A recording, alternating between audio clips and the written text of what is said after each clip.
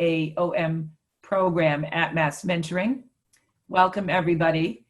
We're going to start, and I'm going to say a couple things. One is, if you have questions, you can put them in the chat box, or you can ask them at the end of the webinar. And we have plenty of time in the hour and a half together, I think, to receive and respond to your questions. I am going to move to sharing my screen so you can see the slides. I think that will mean you will not see my face again until after the slideshow. But I'm here, I'm your MC, and we have other folks from Mass Mentoring who are going to be here as well, welcoming you and informing you and connecting with you on this beautiful, beautiful May 6th. So let me go into present mode here.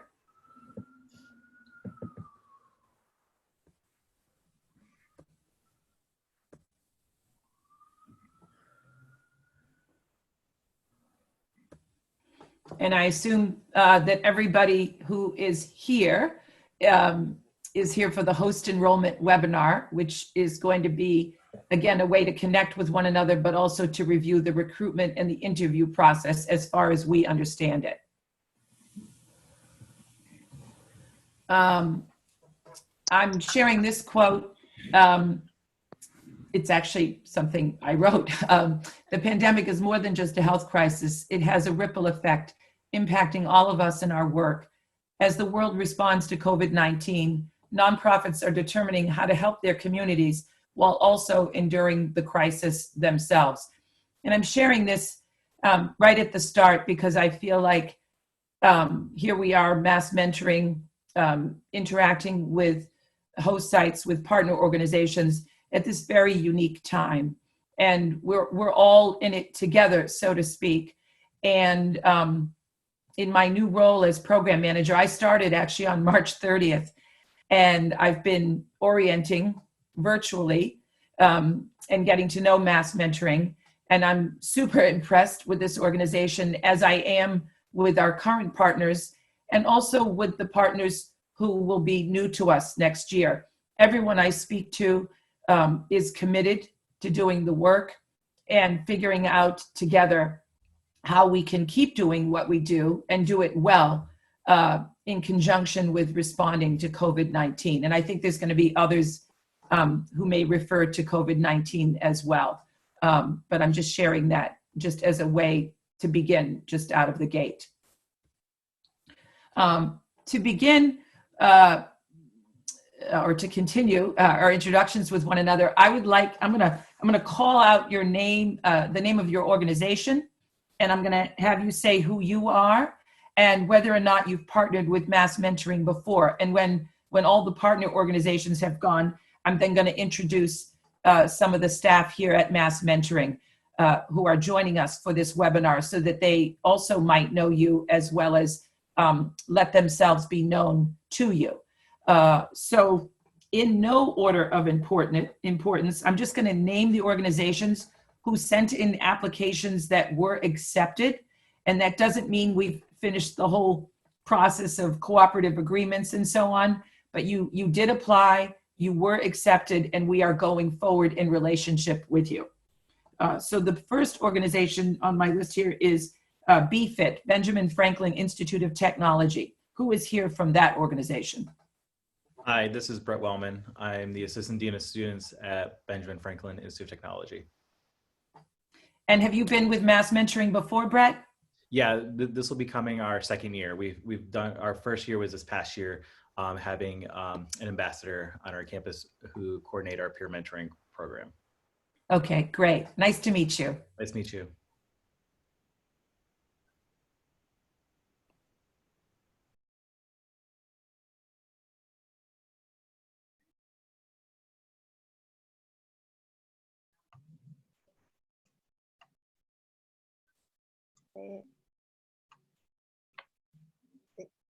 Boston Partners.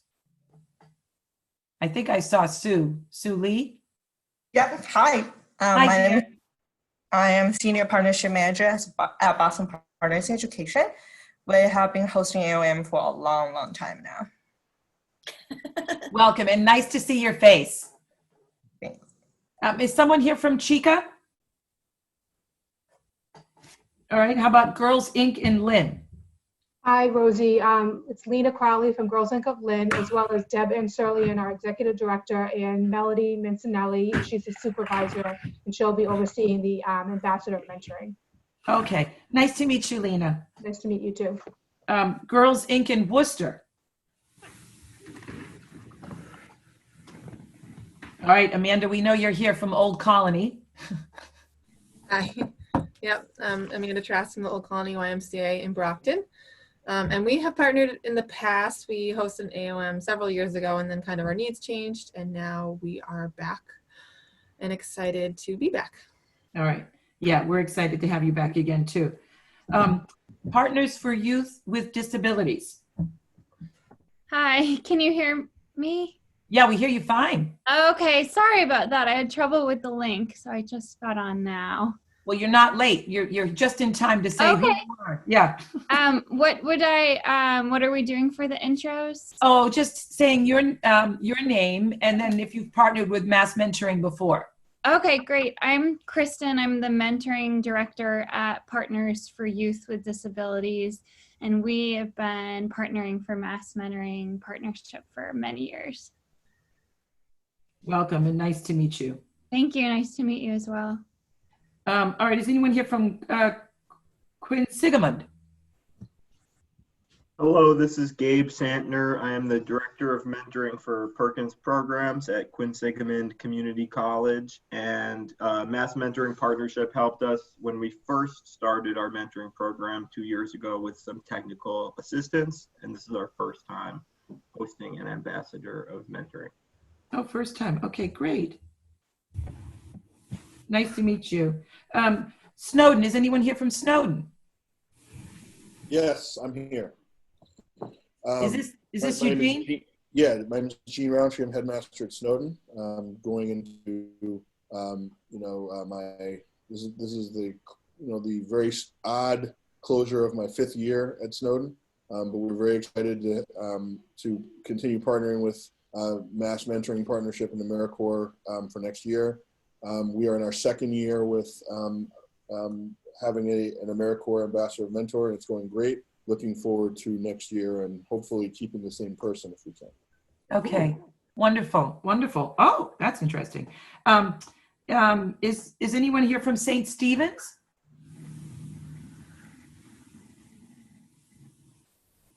I don't think so. What about Steps to Success? Hi, my name is Shoma Hawk. I'm the Executive Director of Steps to Success. We've had an amazing AAOM for the first time this past year, and we're looking forward to our 2nd year. Oh, fantastic. Nice to meet you, Shoma. You too. Tech Foundry. Anybody here from Tech Foundry? All right. Boston Youth Wrestling. Yep. My name's Addison Ray. I'm the program coordinator for Boston Youth Wrestling. And we're currently partnered with Mass Mentoring, and we actually have one currently with us right now. All right. And you're going to have a 2nd year with us. Yep. Yeah. All right. And what about Build? Is Joelle on the line? I am. Hi. Hi, Joelle. How are you? I'm Joelle Polino. I am the Community Engagement Manager here at Build Boston, which means that I recruit, train, and manage all of the around 200 mentors that support our students. And we have been involved with Mass Mentoring, in my knowledge, for around 3 to 4 years. Okay. All right. Welcome. And just so you know, Mass Mentoring will also have 2 ambassadors. So we're part of this whole enrollment process alongside with you. And I'm just going to ask, is anybody here from Project Coach? All right. And what about Girls Inc. in Holyoke? Those are 2 organizations that we're considering applying because we still have a couple of slots open. So I let them know that they could come, but they're not here. So, okay, that's who you all are. Now I would like to to have. Rosie, can I stop you for a quick second? I think either you froze on my screen or maybe on everyone's, I'm not sure. But I'm Chris from Big Brothers Big Sisters of Eastern Mass. Oh, And, great. just want to let everyone know we've been with Mass Mentoring from the beginning, back when Mass Mentoring was Massachusetts 1-to-1, and Big Brothers Big Sisters of Eastern Mass was Big Brothers of Boston. So we've been partnering so long that my daughter, who now works for Boston Scholars, now works with the son, who's a student of hers at Boston and Latin Academy, of David Shapiro, who was a former CEO of Mass Mentoring and is now the National Mentoring Partnership CEO. So the partnership runs deep. Yeah, many layers. Well, nice to meet you, Chris. I'm glad you're here. And thank you for mentioning when I freeze, that will be helpful to know. Can everybody hear me now? Yes. Sure. Okay. All right. So Lily may pop in. She is our Chief Executive Officer. But I know that Beth is here. Beth, would you like to introduce yourself to everybody, maybe again? I would. I am Beth Fraster, and I am the Chief Program Officer at Mass Mentoring Partnership, and I am delighted to meet you all. All right. And then let's see. How about you, Janine? Sure. I am, and hopefully folks can hear me. Let me know if there's any echo, because I have about 4 or 5 devices up to make sure I catch all of you. I'm Janine Smith. I'm the Senior Manager of Program Services at Mass Mentoring. So I work closely with Rosie and Beth and the rest of the Program Services team. I think I know most of you on the line, so really good and excited to see you again. And in my role, I support Rosie to do the great work with your programs and other host sites. And I'll be just hopping in small doses and also answering any questions that you have in the chat box. All right, fantastic. And then we have folks here from communications. Amelia, would you like to introduce yourself? Sure. Hi, everyone. My name is Amelia Alberg. I'm the Director of Communications and External Affairs for Mass Mentoring Partnership. I'm delighted to be with you today. And so I'm just going to talk about the marketing recruitment strategy. And then also on the call is Ann Comer, who's Communications Manager. So I'll pass it over to Ann to make an introduction. Hi, everyone. I am Ann Comber, and I would love to work with you as you recruit your AAOM prospects. So Amelia will be presenting some of the things that we're offering in the toolkit, but certainly any way that I can help, please don't hesitate to reach out to me. So I'm looking forward to working with you all. All right, and you're a little soft in your volume, just so you know. Okay, thank you. All right, and then Janine, do we have anybody from operations, Greg or Olivia, yet? So Greg and Olivia will be joining later. Greg is our Director of Operations. Many of you know and love him as, I call him the money guy. So any fiscal questions, onboarding. So he and Olivia is our new operations associate. She's not so new anymore, but might be new to some of you. And so they're going to discuss towards the end just what onboarding looks like and what you can expect, the kind of support from Mass Mentoring around offering a term of service to your ambassador of mentoring. And I do believe, I think we see, because I can see all the participants, I think Meredith, who is from our development department, is on with us as well, just to kind of see and meet folks and hear about this program. Meredith is our her title, resource manager, I believe. And Meredith, you can hop on and say who you are in your title. Folks may not interact with Meredith as much, but just that's the other MMP person who's on. Hi, I don't know if you all can see me, but hopefully you can hear me. I am Meredith, and I am the Resource Development Coordinator. So I do all things development, fundraising events, and yeah, I don't know how much interaction I'll have with you all, but hopefully as much as possible, and I'm happy to help however I can. If you can't see me, I'm waving hello and looking forward to hearing more. Welcome, Meredith. So this webinar is based on a few things. Obviously, the value of relationship building, what MMP has learned over the years about effective enrollment, and what we've been hearing from you recently. And that would matter on a good day, but it certainly matters given the whole pandemic that is affecting all of us. We would like to share resources. We would like to partner with you in discerning going forward what needs to be fixed and what can be flexible. And that's kind of it's not a new thought, but it's a new thought to include in this webinar, again, because of what's going on with COVID. There are the things we know, and there are the things we don't know. And there are the things we can decide today and the things we're going to have to wait to decide. And I want folks to understand that MMP understands that. And that, you know, when it makes sense to be accommodating, we will do our best to be that way. And we're also going to be providing time for all of us to talk with one another, ask questions, and get some answers. So moving forward in terms of partnership, Janine, did you want to say a little bit about the 3 different organizations that are actually partnering to make this possible? Sure. And so I just want to give a brief overview about sort of our main external partners. If I could have fit all your logos on this slide, I would have as well. Some of you are more familiar with AmeriCorps and Mass Service Alliance, but just wanted to kind of set some context. We are part of you know, what you could say is a national service movement. So the Corporation for Community and National Service sort of authorizes AmeriCorps as a service entity to offer these opportunities across the country. To put it briefly, you know, I've heard AmeriCorps described as a domestic Peace Corps. So that's the way you could think of it. Folks devote, whether it's a year, in our case, 11 months, it can be half a year, a summer, to offer their talent and their skills to serve their community. So MMP essentially applies and is offered this opportunity to run this program because of the national, we call it CNCS, the Corporation for National and Community Service.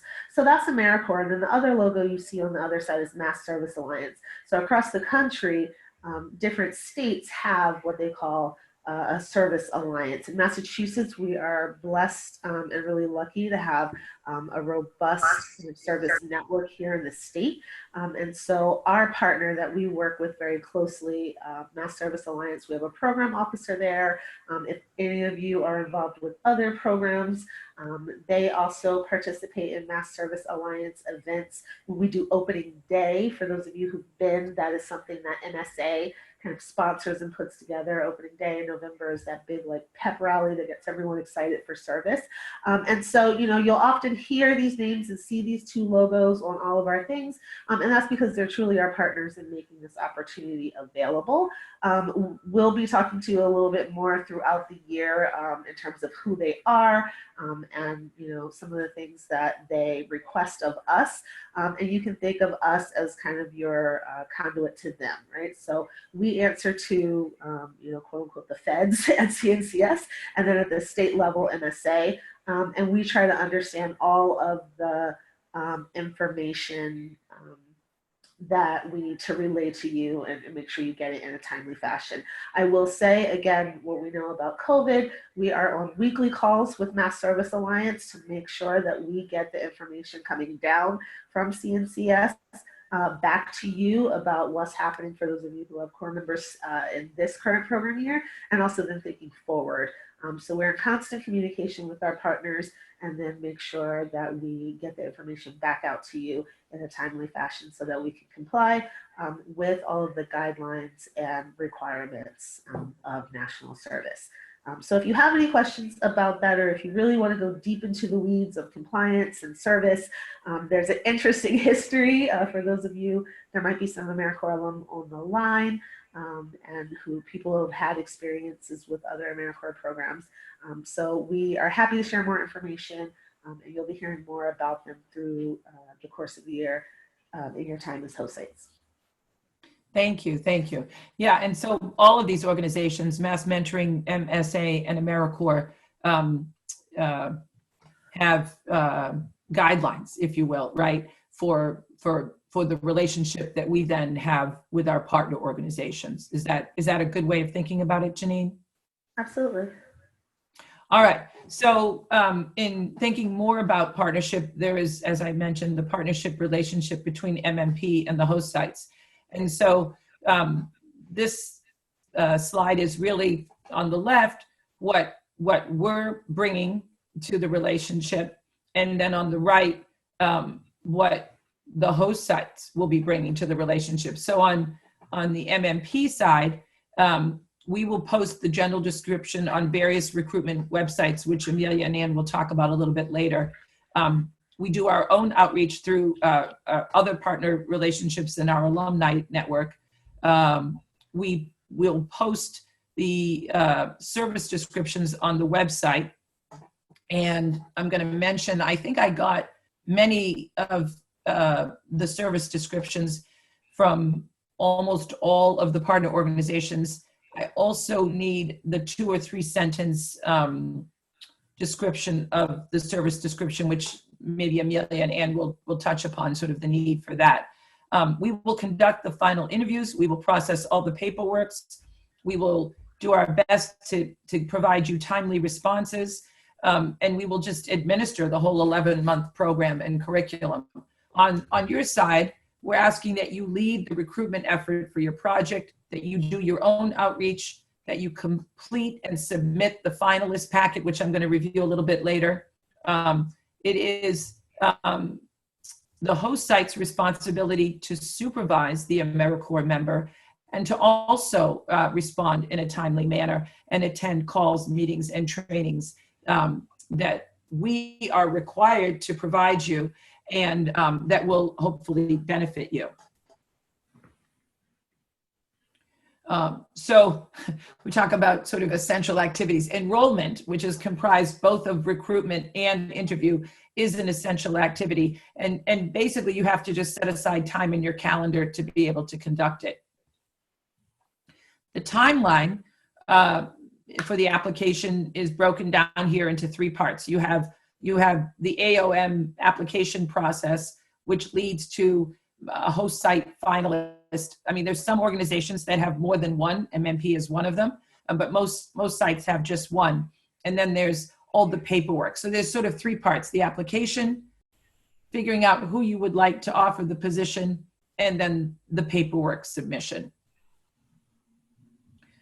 And if we break down this whole enrollment process, there's, as I mentioned, 2 parts. There's the recruitment part, and then there's the interviewing part.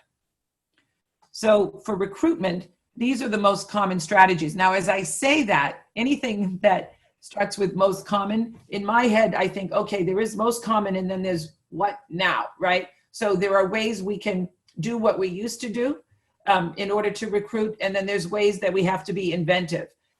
So maybe at the end, when we have more time for conversation, we can discuss the different ways that people are doing what they used to do, but also doing some things differently. So the most common strategies are listed here. I think you can read them yourself. And again, think about how this might work or not. And as I get to the last one and I read flyers in local libraries, I think to myself, well, is that even still an option? And if it is, how has it been modified to accommodate COVID-19?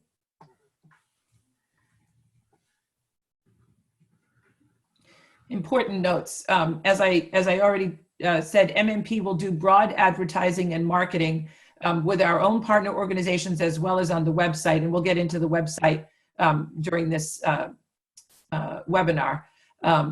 You all are responsible to seek out individual members to bring them into your organizations. And identify how to recruit candidates representative of the communities that you serve. Recruit candidates for who they are and who they can become by serving. So looking for somebody who isn't necessarily where we would like them to be a year from now. And Janine and I were looking at the calendar and trying to see where we were as compared to this time last year. And we're just a little bit behind schedule. Which for me was very reassuring. So we're saying the best period for recruitment is obviously now through June. And Rosie, do you mind? I think, Yeah. thinking about the best period for recruitment, again, your typical pool in some cases are recent college graduates, right? Or maybe folks returning to the workforce. And COVID has disrupted life for everyone, but particularly that pool of recent college graduates. And so, you know, thinking about, again, some of you may be working with other programs, you know, definitely, you know, a little behind, but also thinking about how COVID has kind of disrupted this and where that group of people are and kind of where their headspace is at. And so I think it's going to be really important to think about, and we'll talk about this with onboarding and interviewing, how am I reaching those people remotely? How do I get to where they're at and make sure that my processes are accommodating to kind of where they are at in their life mentally and physically and emotionally. And the interesting thing about when we are in times of, let's say, crisis or economic downturn specifically, the number of people who want to do service actually increases, right? So when we have a recession, you know, folks may have, whether it's less opportunities for jobs, traditional jobs, or, you know, especially in this moment, people just feel like they want to help and want to serve their community and their country. So it's this interesting time of what's going on. We're not quite sure what are job prospects. I want to do something meaningful with my life right now. So while, you know, we might be in a really weird space, if we look back to previous times like this, this kind of space actually can work well if we are able to position and pivot our opportunities as a way for that group of people to really get some experience for a year, have a stipend, be able to serve their community, you know, get skills, have a graduate certificate from BU. So I think as we're saying all of this and really thinking about what the opportunity and the benefit is, you know, I think there's the unknowns, but what we do know in some cases is that service increases in times of kind of challenge and crisis. So we're hoping that that's still true for this case. And I think, you know, as you're thinking about the way that you, again, outreach and the way that you position the program, having that in the back of your mind can be helpful. Yeah, that's good. That's good to be reminded of, that in some ways, whatever the constraints are, there are these possibilities that might not have existed were it not for the pandemic, if I can say that. Thank you, Janine.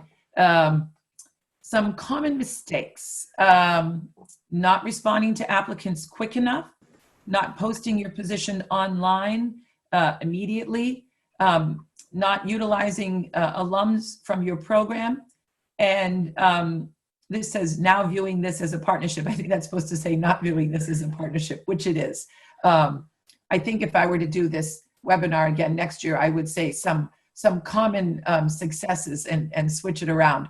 But these are just things that people have noticed over the years about ways in which, you know, it may not be going well, and for you to think about, you know, how timely you are in responding to applicants and getting your position up. I've actually talked to a number of organizations over the last few weeks who've been saying to me, hey, when can I start advertising? And I've had to say, hold on, we're going to let you sort of out of the gate after we get all of our ducks in order. And I've appreciated that readiness and that eagerness. And then reaching out to alums in your program and remembering that we are in partnership with one another. So continuing on, I'm going to hand it over now to Amelia and Anne.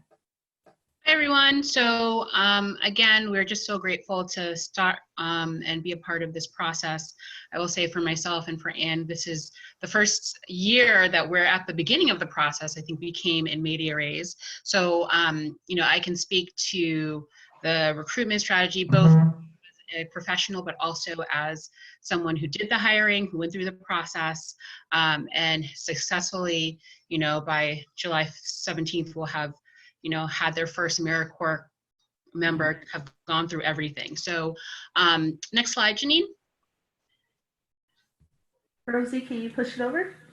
All right. Is it this one here? Yes, it's that one. Thank you. So when we talk about the AmeriCorps Ambassadors of Mentoring Program, we really want to think through that story of empowerment, and also service. And so when we think about how we're talking about the program, how we're recruiting individuals for our respective host organizations, we really want to lift up the impact that we're making across the board in terms of capacity building, in terms of thinking about how this person is adding value to your organization, and in terms of sustainability and in terms of support.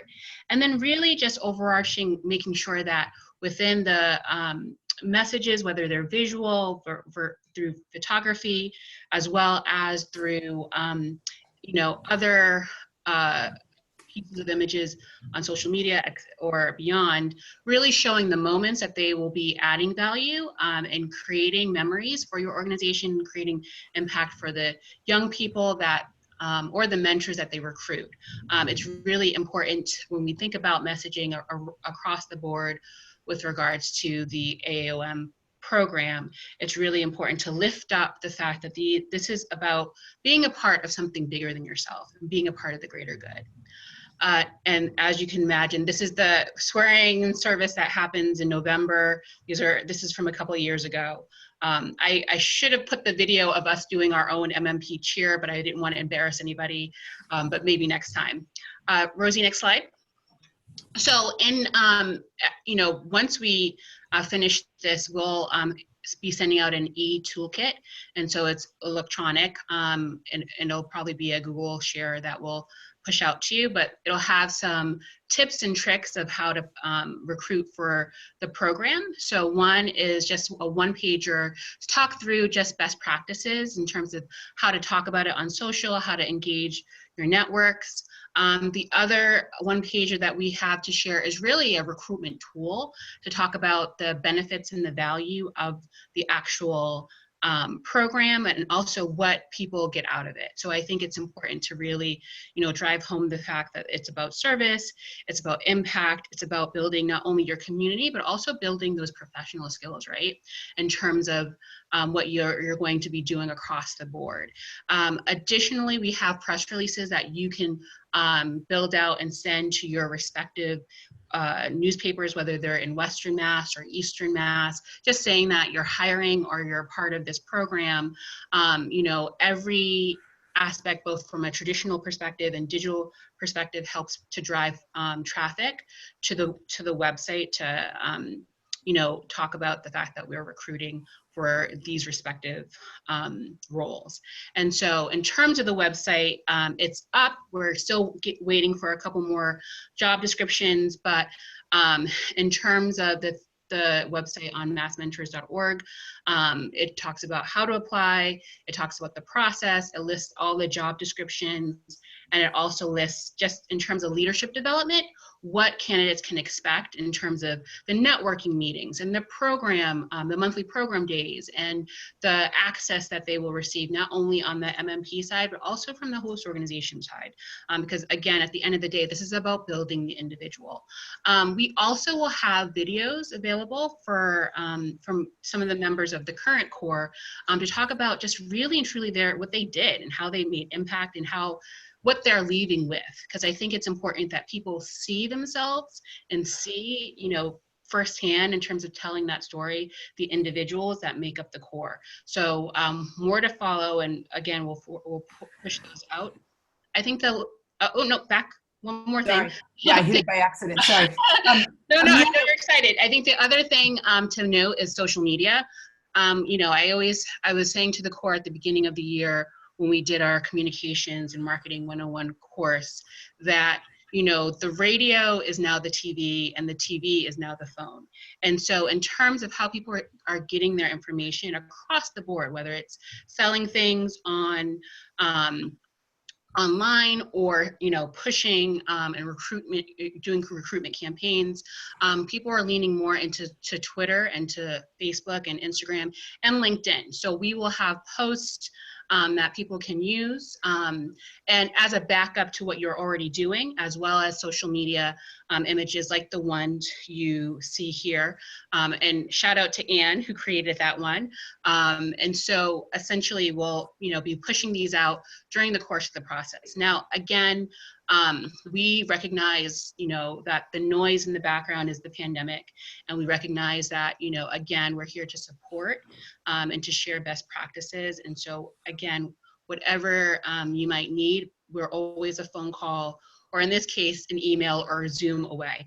And so essentially, those are the different aspects in the toolkit. I will say the website is currently being updated with 1 or 2 changes. So before the end of the day, you should see all the position descriptions up there. Next slide.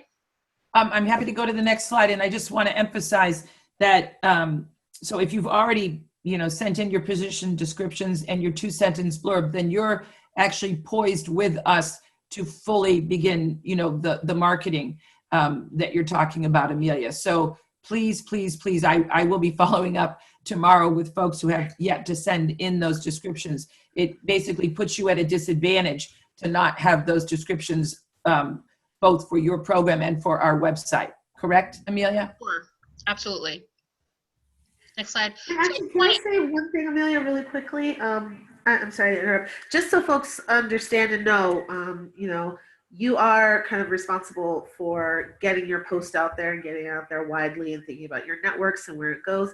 The other ways, again, that AmeriCorps members or potential members can find your position description will be M&P's website. So let's say, I know in the past we've had people who are like, I'm interested in mentoring. I ended up on M&P's website, and lo and behold, I see this service opportunity. The opportunity is also posted on like AmeriCorps.gov. There's lots of other places where we're putting it out to idealists and pushing it out in little ways. You should be like hitting the pavement, proverbial pavement, and getting it out there. But there's a few different ways that people, and for those of you who, this is, not your first time doing this, that there's lots of different ways that people come to service. We are doing our best to push the general opportunity out to those spots that we know folks who are service oriented might be looking at and going to. AmeriCorps as a whole kind of does that. So if someone's like, oh, national service, I don't know what it is, they're going to go to AmeriCorps.gov. They can drill down to the state, and then they can see all the opportunities in the state, and then M&P is now, competing against all the other Massachusetts-based opportunities for someone to find it. So I just want to mention that, like, again, for the most part, you all typically find your own people, and they're looking for you probably as a host site, or understanding service, and then looking at our website and finding your 2-sentence blurb appealing and your position description appealing. So for people who find you other ways, not through like your website initially, that's why those position descriptions and blurbs are super important, because that's the opportunity for you to sell yourself on these other kind of forums that everyone else is looking for. For those of you who are lucky enough to have a network of folks, or you have alums and people who are already familiar with your program, you're not as much selling yourself because people are familiar with what you do and who you are and are already interested. But just putting that out there, that realizing that people might also be coming from other places and other kind of ways and finding us and finding you. And so MP and Anne and Amelia have done, I think, a really great job, or are trying to do a great job of explaining service, talking about the benefits, selling service, and then you all really need to sell yourselves as a service opportunity, right? So service is great, and you should do it here because right? So just wanted to mention that I think, if I think about, I'm an AmeriCorps alum, the way I found AmeriCorps was that someone showed up on my college campus and was like, you like your community, do you want to do a year of service? And it was Teach for America, right? Then I was like, oh, service is interesting. I went on AmeriCorps.gov and literally searched for, Massachusetts, New York, and Pennsylvania, and ended up in Boston with, a very similar AmeriCorps program to ours. So even knowing my own journey of going to school in Western Mass, being from, New Jersey, and ending up in Boston because I was just looking for service and found my overall program, and then drilled down to the host site and was like, oh, I'm interested in that. So thinking about all the different ways that people come to you, and kind of what is the messaging and the way that you have to frame yourself for people who know service, know you, don't know service, just being mindful of those multiple messages that you have to kind of put out there, and the different kind of candidates you have to be appealing to. Yeah. Yeah. You may find somebody from the neighborhood, but you could get somebody from across the country. And I find that really interesting. And in talking with partner organizations this year and talking with members this year, you know, getting somebody who is representative of your community, that's really interesting. And then there's getting folks who are not necessarily representative of the community, but have a great interest in that population and a great desire to learn more about that population, and a great willingness to give and to serve. So that's a good reminder, and having you share, you know, your journey is helpful too, Janine. Yeah. And so I think the only thing I want to, bless you, and I think Janine obviously we're going to definitely follow up with Janine to do a video afterwards, because as an alum, she talks passionately about the program. So Anne, let's add that to our list. And so essentially, I just want to drive home the point of the logos. I know Mass Service changed our logo last year, so this is the up-to-date logo, AmeriCorps, and our Mass Mentoring Partnership logo. I know at some point we will get over this and we will be back to working in real life and in physical spaces. And so I just want to drive home that once we hire you know, once the core is realized and we've hired individuals, there's signage and swag and things that will have to be branded. And so I just want to share these. These will also be in the e-toolkit. You know, in terms of just messaging and branding throughout the year, these are the 3 logos that we want to lift up always. So again, I believe that's it for my section. Anne, did you want to add anything? No, I just want to say that I was one of the people that read the applications, and I was very impressed with everybody's recruitment plan. So congratulations and kudos to everybody. I think if everybody followed that plan, you would have no trouble whatsoever in getting lots and lots of applications. But I do want to just make sure that you know that I am 100% available. If anybody needs any counseling, we'll do a follow-up webinar specifically to help with PR if you'd like it.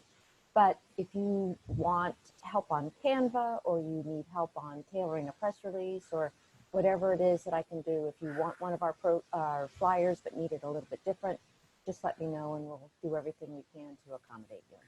Yeah, and people can reach out to individual members at Mass Mentoring, but if anyone just asks me, if I don't have the information, I go to the team that I belong to, and then I have them respond. So there are different ways to access each one of us. Yeah. And so the next slide is just our contact information if you want to email us after the fact. And like I've said, we are an email, a Zoom call, a phone call away. So by all means, we're here to support and help. So thank you for your time today. And let's hire the next core. Yeah. Thank you, Amelia. Thank you, Anne. Okay. So people may have questions already. We're going to keep moving forward, and then we have time for questions at the end. We're now going to move into the next part of the application process, which is the interviewing. Rosie, you are cutting out. We cannot hear you, Rosie.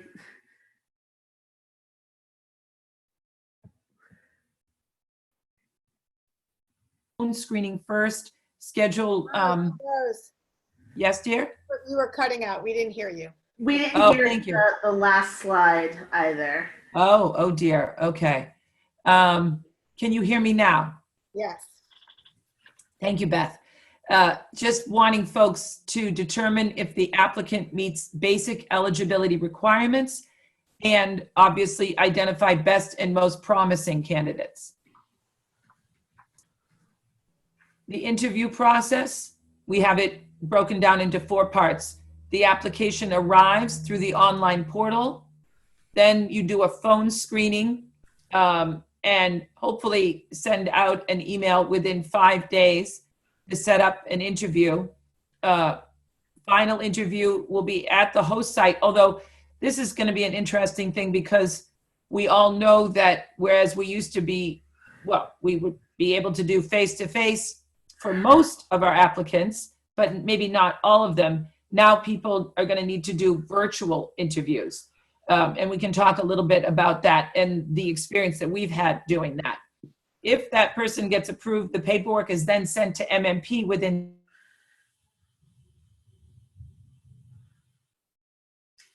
Rosie.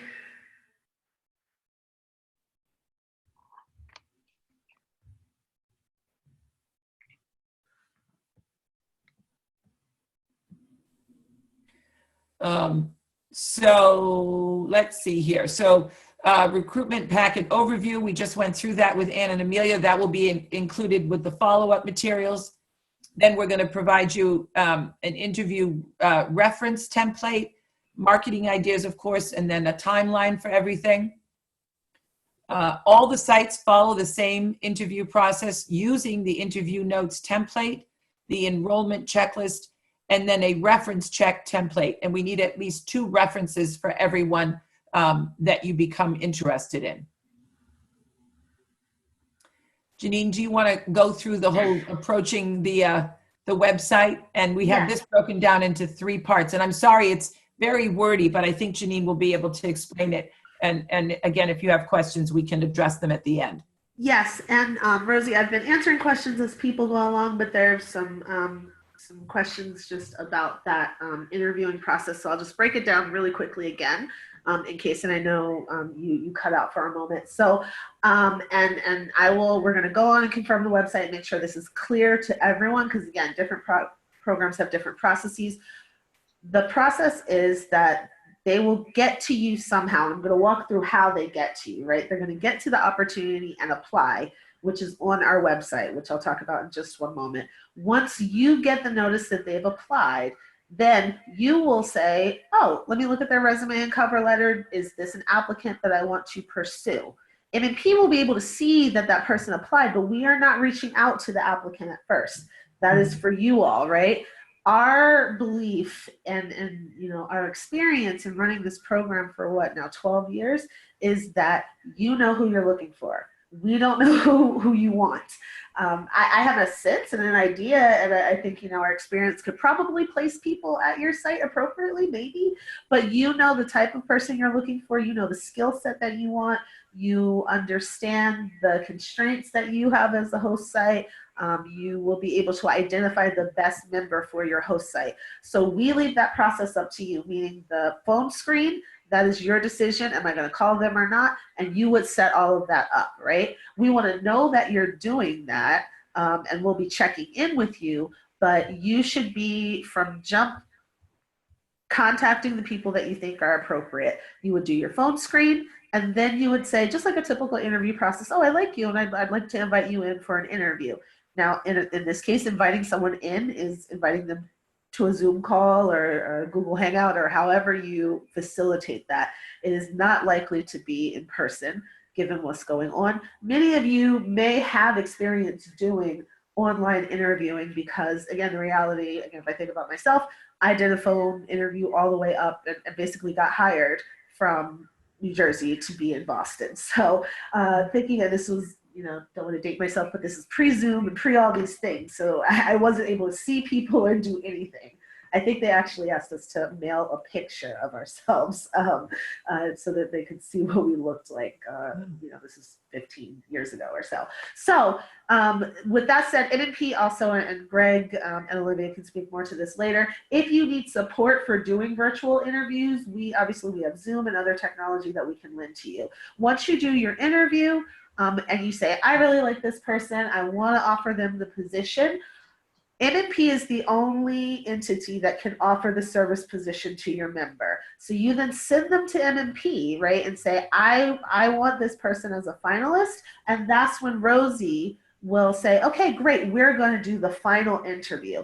Our final interview is more of a check for, do they understand AmeriCorps? Do they understand what this year of service entails? Do they know what they're walking into? Do we think they're a good fit for the cohort, right? Because we're also thinking about, we're putting 20 plus people together and want to ensure that this person is able to participate in this community that we're forming, right?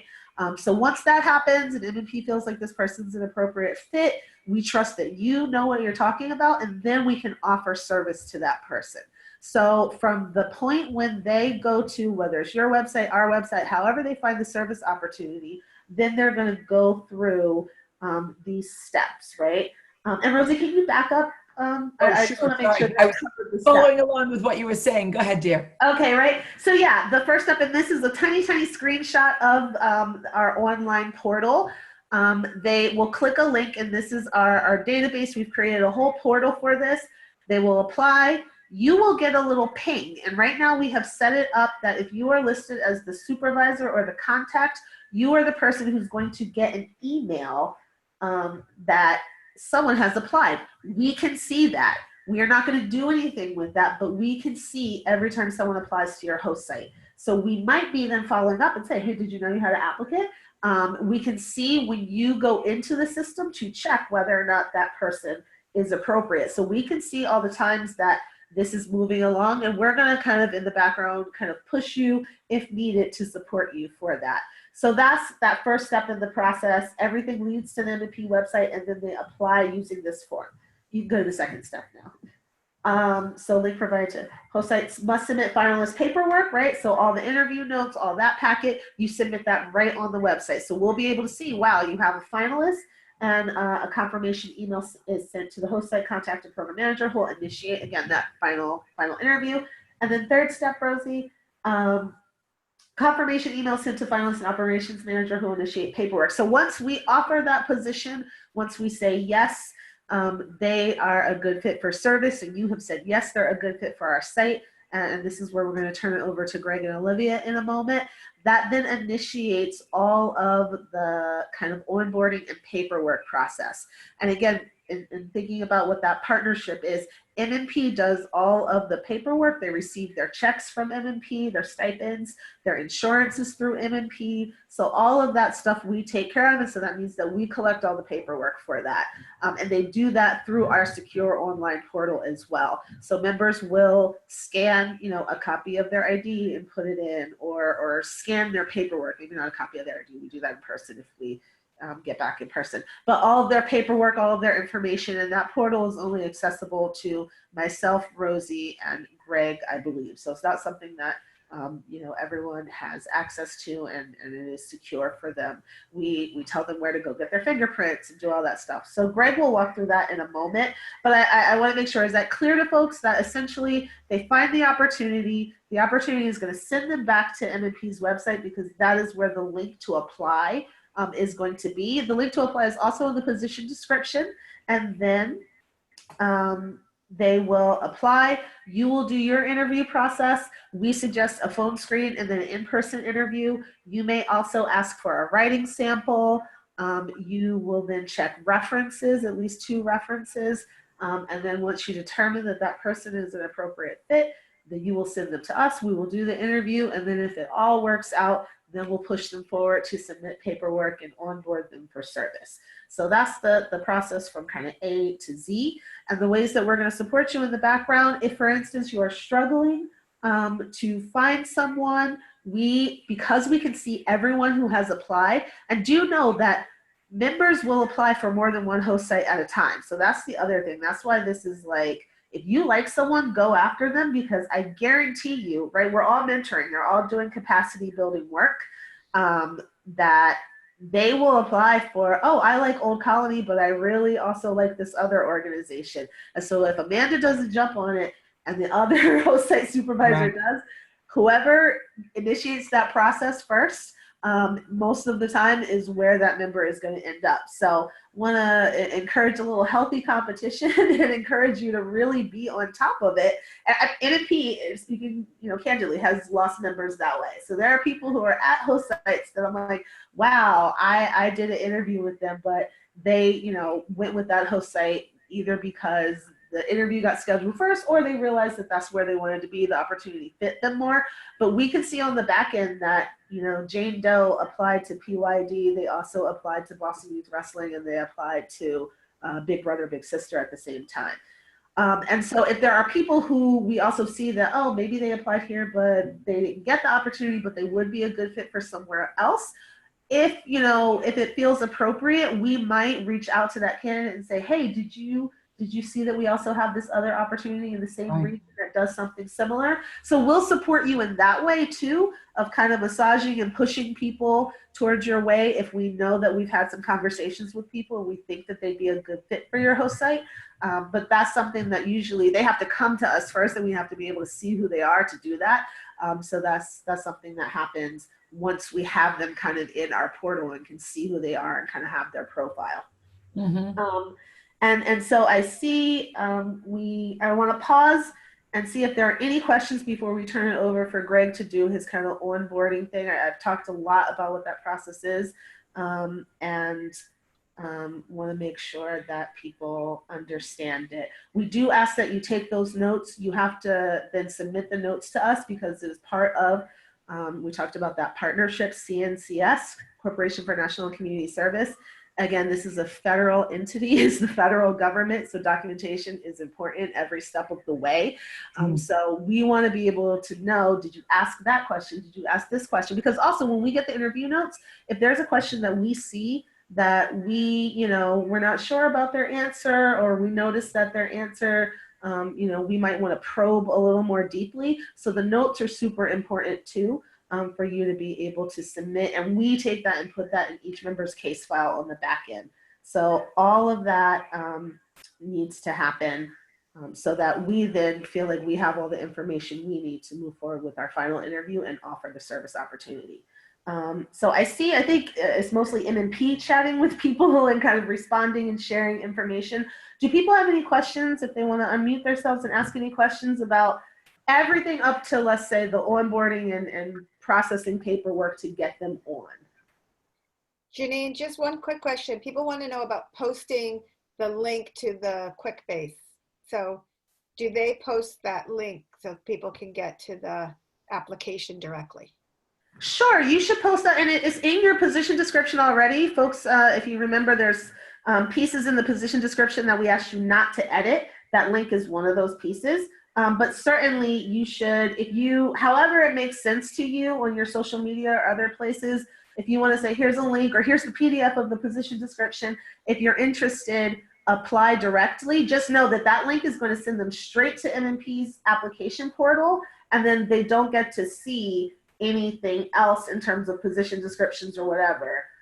We do have, I think, a link to the website in that portal, but if you only do the application link, which we can send to you in the email, that sends them straight in. And then what they do is they go in and select you from a list. So they'll be able to see a list of all the other host sites, but it kind of cuts out the middleman. And if that's effective, because you know that these people, you've done your due diligence and kind of shared your opportunity and you want to stream them right into apply, that makes sense as well. You can post whatever links make the most sense to getting that person to you at the end, but they have to go through our portal because we need to track and keep a record of, for us, we want to see analytics of how many people heard about the opportunity, how many people, and we're checking how many people are going to our website. So if that's interesting to you, and I believe I'm sharing something that Anna and Olivia, I believe you can do because they do it for us, we'll be able to see how much traffic is generated on our website, our constant contacts, how many people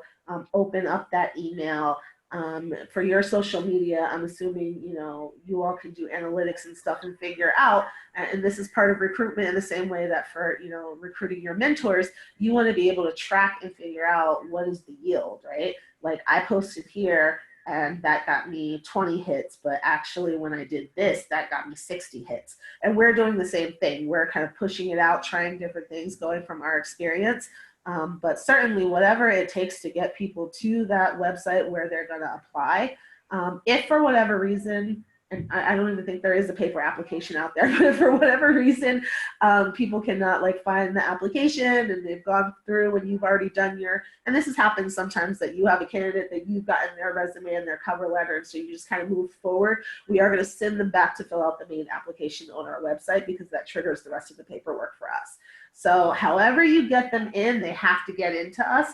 We suggest the process be have them do our application, then reach out to them. But if for whatever reason, maybe it's an alum of your program, you're in close contact and they've seen the position description, you just want to move forward quickly and get them started in the interview process, they will need to submit the paperwork on our side to be able to finalize and finish the process.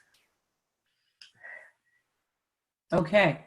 I just jumped back in here so I could see everybody's face. There are some people who arrived a little bit late, but I want to keep going so that Greg and Olivia can share what they need to share. Great. Let me just put it in present mode, and we'll just keep going. So welcome. Wait, we're not there yet. Almost there. Important interview items to note. For the partner organizations, focusing on your side of the position, trying to get into the habit of talking about service, not a job. These are service members, not full-time staff. Not all candidates will have the experience that you're looking for. As Janine mentioned, candidates apply to multiple sites, and we're available. I think that's clear. And now for you, Greg and Olivia.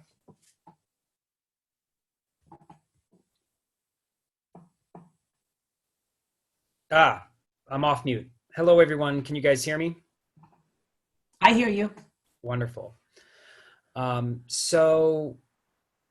Maybe I'll just give a very quick introduction. I don't know if you guys did intros at the beginning of the call. I wasn't able to join at the beginning. So I'm Greg Smith, the Director of Operations at Mass Mentoring Partnership. Joined MMP in 2015, so I've been here for 5 years and have been involved with the AmeriCorps program for all of that time.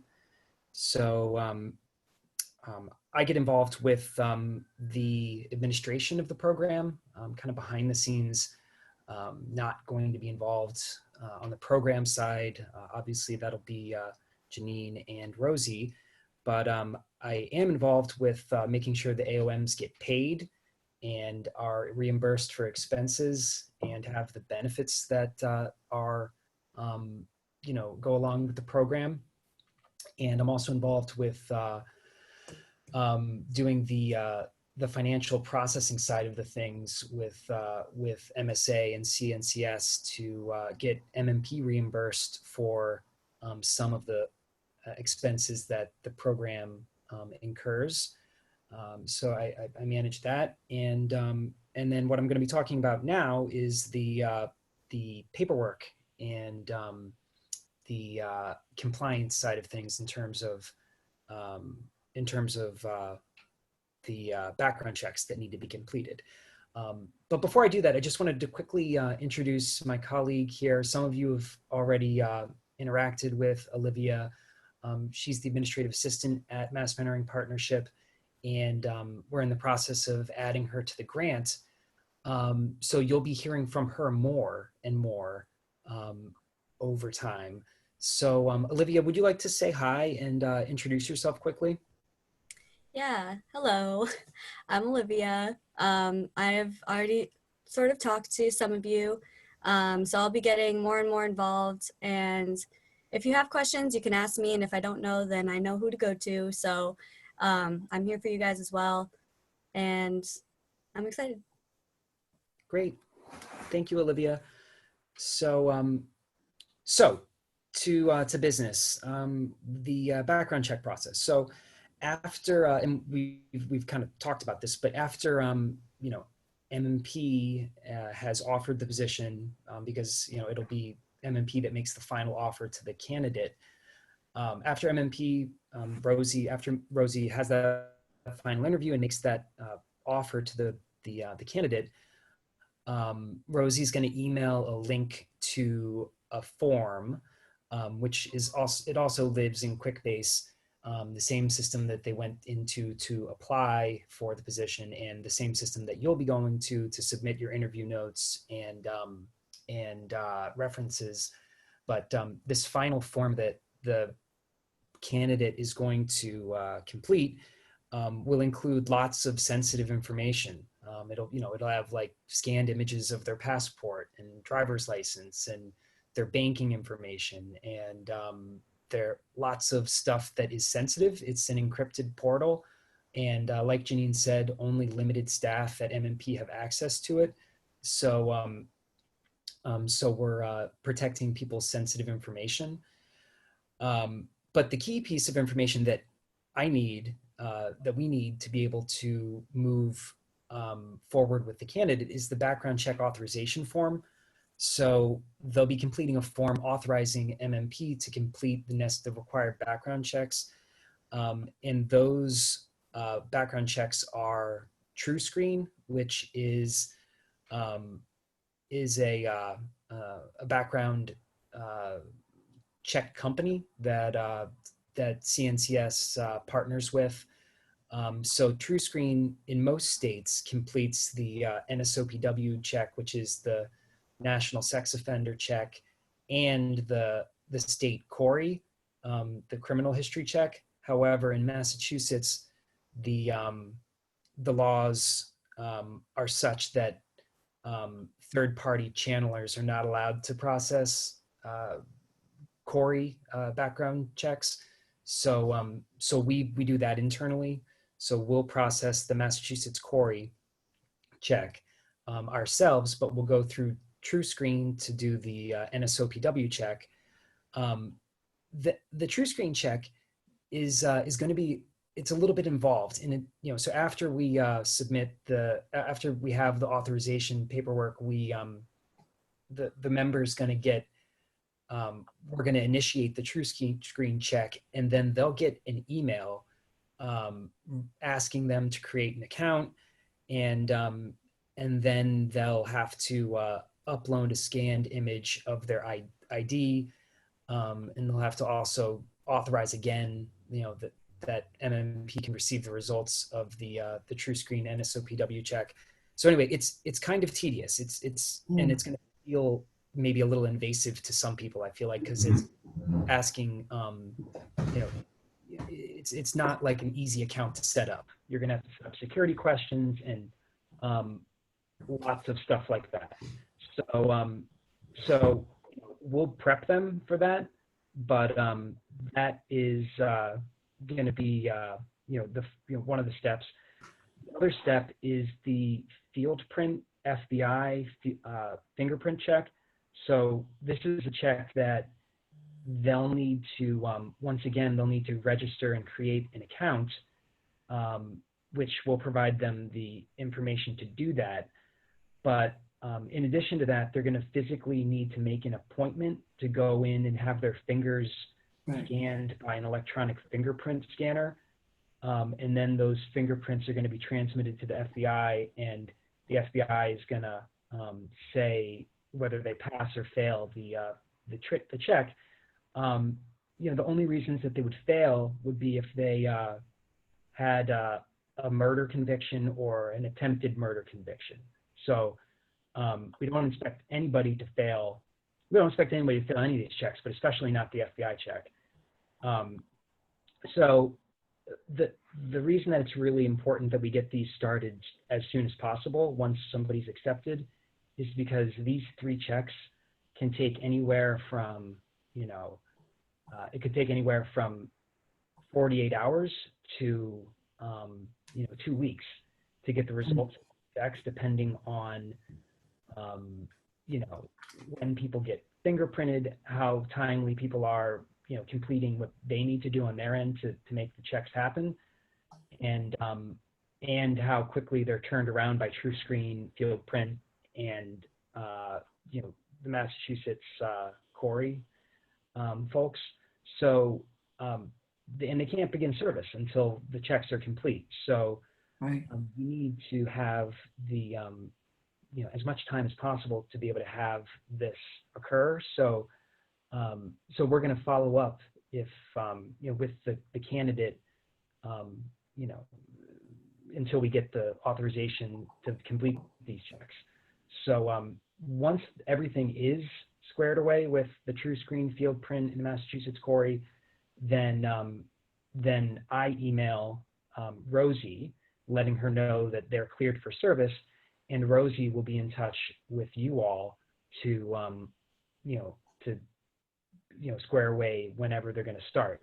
Hopefully everybody's got a member ready to go on for the initial orientation on, what is it, like August 5th or whatever, or 3rd or whatever it is. The beginning of August, yeah. Yeah, that first week in August.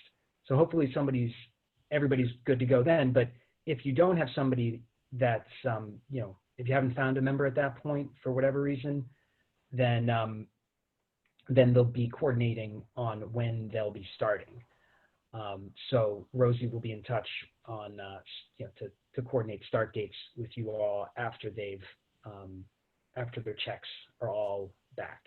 Yeah. So that's all I had. Janine or Rosie, was there anything else you wanted me to cover? No, that was great. Thank you both for coming. And at the end, you mentioned a start date, and usually the year begins that first week of August, and that is what we are striving for. As already mentioned, if we have to make changes because of all that's going on or related to this whole paperwork and background check, we'll let you know. But the goal is to have, everybody on board and ready to start the beginning of August. So thank you again, Greg. Can I ask a quick question for Greg sure, before please we do. move on? Hi, Greg. It's Chris at Big Brothers Big Sisters of Eastern Mass. How you doing? We went through a very long process with the federal government over fingerprinting recently, over federal grants. Yeah. And one of the things that happened as a result of that is that the Office of Juvenile Justice has given our national organization a blanket exemption during the COVID-19 crisis on fingerprinting because they do not want people violating social distancing guidelines in order to have fingerprinting. And so I didn't know if there had been any discussion on whether there will be any kind of flexibility for AmeriCorps candidates to bypass the FBI fingerprinting requirement during this time, or any kind of period that is still considered within the COVID-19 crisis. Have you heard anything about that whatsoever? Yeah, that's a really good question, Chris. Thanks for asking that. I've been dealing, we've been dealing with it. We've had, it's not just it's not just the AmeriCorps members who are fingerprinted. It's anyone who's in a covered position on the grant. And we've added, we added Rosie. Rosie just started, and she got fingerprinted on, I think it was the last day that, you said. It was in the last hour that this place was doing fingerprinting. Yeah, right. So, FieldPrint has opened back up again now. A lot of the locations, not all the locations are open, but some are open, and some are accepting, are doing prints with responsibly, in a responsible, socially distanced kind of way. As far as the guidance we're getting from MSA is that we need to make every attempt to have all of the required background checks completed, and if we're unable to have a certain check completed because of COVID, then we need to document it. So they're not giving us any any type of way here. Exemption. Yeah. There's no exemption. But if there are extenuating circumstances that prevent a certain member from having a specific check completed because of COVID, we have to document it, and we have to, we would be in touch with MSA on next steps. It might be that the field print location, all the field print locations that are within a reasonable distance of a member that's applying are closed, right?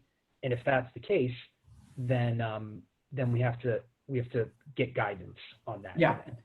And every week, there are the COVID updates, if you will, from MSA. There's actually one right now during this enrollment webinar. And if we don't go, then we end up watching the webinar at a later time. And I haven't heard a blanket exemption as you just described, Chris, but who knows what they might, because I think if the concern is, not jeopardizing anybody's safety, then that might become the case. But as Greg points out, if there is a problem, then we just definitely have to have documentation. I want to move forward. I only have a couple more slides, and I want to make sure we have time for questions. Does that feel okay? All right.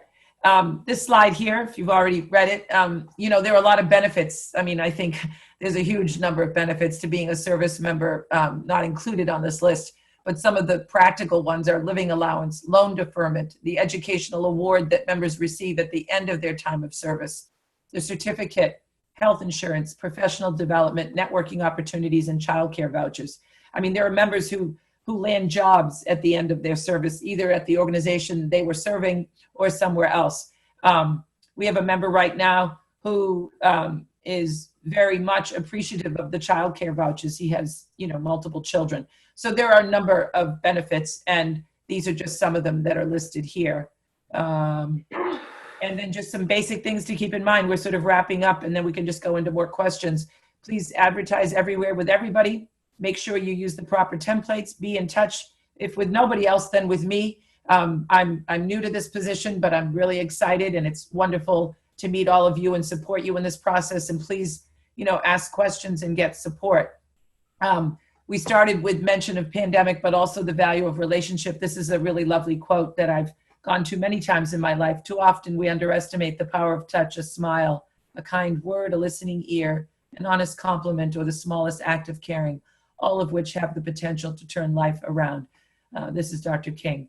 And I think this speaks to, whatever is going on that feels difficult and stressful and overwhelming. We have one another, and we have relationship, and we need to, exploit that as best we can. So as I mentioned, I want to move to questions, but I know some people arrived a little bit later, and I saw their names, but I don't know if everybody knows what organizations they are with. So one of the folks, I think, maybe they've already come and gone. They snuck in and out. I know Erin was here from Girls Inc. and Holyoke. And did anyone This is else? Liz Stein. Hi, everybody. This is Liz Steinhauser from St. Stephen's Youth Program. Sorry to have joined you guys late. Oh, wait. Oh, there you are. Okay. No face, though. Okay. That's fine. Is anybody else here? I saw Meredith. I don't know. Maybe she's also come and gone. All right. But thank you. Thank you, Liz. Anyone else? Okay. Any more questions in the chat that haven't been addressed yet? We are at 11:20. We will not go past 11:30. Janine, do you want to open it up, or do you want to take questions that came in the chat box? I think I've been trying to type answers to people in the chat throughout, and so people have had access to that. I think we answered most of the questions. I know Lena had a question about what logos to include on business cards, and I responded to that typically I don't think on business cards we ask for logos. So we're gonna be very clear about branding guidelines with you, once you have your member in place.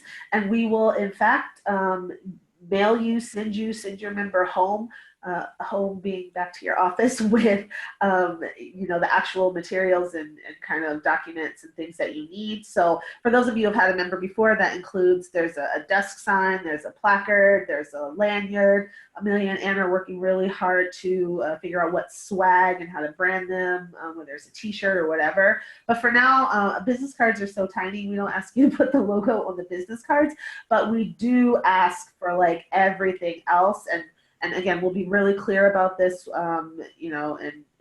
our host site supervisor conference calls and orientations and whatnot, that we're going to ask that on your website, anytime you're talking about them. This is an AmeriCorps Ambassador of Mentoring, right? So it's the AmeriCorps Ambassador of Mentoring at Boston Youth Wrestling. It's the AmeriCorps Ambassador of Mentoring at blah, blah, blah, blah, blah, whatever. Right. So branding, we are, and that is, again, CNCS is really into that, and MSA is, and thus we are. So we're always going to support you on how to best present the opportunity and brand your member and brand yourselves as a service site. Yeah. And we actually, at the last program day, we asked current members, what they wanted in terms of clothing and stuff like that. And we got some really good suggestions. So we're always trying to include what the members are wanting and saying that they need as well. Cool. Anything else, Beth? Was there anything you wanted to add? I just want to make sure no one has any questions. Chris has a question. Yeah. So We're expecting that when people apply for these positions, because of the current situation, that there will be a lot more folks who until recently were employed.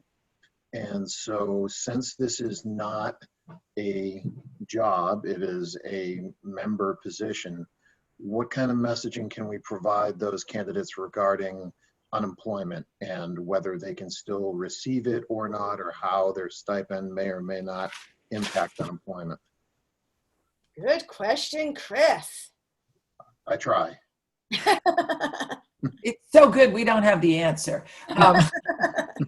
But I'm going to take that, and I don't know. Greg, do you know anything more? Yeah, we've encountered this before this crisis, and so you're required to report whatever type of income you're receiving, whether it's from service or alimony or anything, to unemployment. So to the extent that that impacts your benefits is going to be on a one-off basis. It depends what other income sources you've got. So I don't think that you can give like a kind of, blanket explanation, but I wouldn't say that accepting the position is going to preclude you from accepting unemployment, but it might. It just depends on like your overall income picture. So it would be required to be reported to unemployment. And I will say, and I don't want to speak in absolutes. I know, and again, from my own experience as a service member receiving other, kind of public assistance and benefits, MMP will gladly, and we have a template for this already. We have a letter that says they're doing a year of service. This is a stipend. It's not a salary, right? So that is a distinction there. And for unemployment, I can't speak to because that wasn't my experience, but for, let's say, food stamps or SNAP, it went in and it said like, okay, so she's getting whatever pennies I was making back then, right? And so the state looked at that and said, okay, because that's not a salary, we basically did not count it as income in the traditional sense. So it does really depend, and I was right out of college, so I had no other assets or anything significant to actually fill in my financial picture. But MMP, all of that to say is for any benefits, and again, that's, if your members are thinking about how do I survive, how do I make this work, they're eligible, depending on their specific situations, for benefits such as SNAP, child care vouchers. If you're getting SNAP, then, assistance with utilities, things like that. And MMP provides the letter saying this person's doing a year of service, this is not a job, this is a stipend. So for unemployment, it would be the same thing. You'd offer them service and we'd give the letter. And then, if they need any other kind of backup documentation saying what this is and describing the service opportunity, we'd be happy to give that to them. And then, yeah, to Greg's point, is kind of what that individual, what their kind of situation is, and how that particular benefit is considering service. All right. Thank you. All right. So in follow-up, I just want to say a couple of things. We will be sending out a copy of the slides and a link for the website. I'm going to say again, if you haven't sent in your service descriptions or your 2-sentence blurb, please do. Now is the time. In fact, we're a little late on those if you haven't already sent them in. The packet that Amelia and Ann referred to, and then we'll send out, I think I'll do a 1-page description of what we anticipate the calendar to be, the caveat being there are some things we just don't know. And then an evaluation of today's webinar. Is there anything I'm forgetting, Janine? I think nothing that you're forgetting. We are thinking about, having office hours, if you will. So oh, right, the office hours. There you go. Yes. To figure out whether at least monthly, if not more frequently, can we just be on the line with you to offer support in this recruitment process, keep you updated as we hear things from MSA related to COVID, and just kind of answer questions and be a support for each other. So we'll let you know. Rosie's looking at our calendar to see what fits. And just in general, MMP is doing a lot of other things, right? You're all programs and running programming or not, or trying to make it during this time. So definitely we've got COVID resources on our website. Beth has been doing networking webinars. Renee Spencer, who I like to say she's kind of a big deal in mentoring. She's a researcher at BU, going to be joining us soon.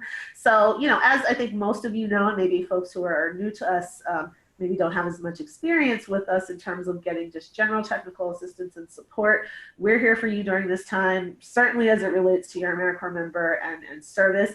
But in general, we want to make sure that you all and your young people are okay. And so there's tons of other resources. And also the last thing I will say, people have been in touch with us. If things change, please let us know if there are changes at your organization, at your program that would impact service.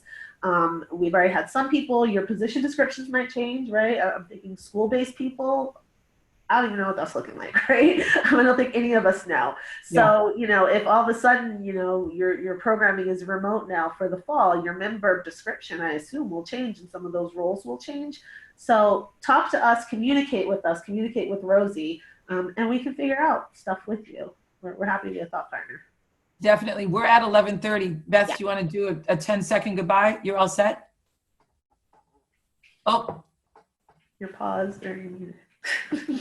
On behalf of Mass Mentoring, we are very excited to kick off Core 11, 12, 13. 13. Lucky 13, you guys. All right. All right. Be well. Be well. Nice to meet you all. Bye-bye.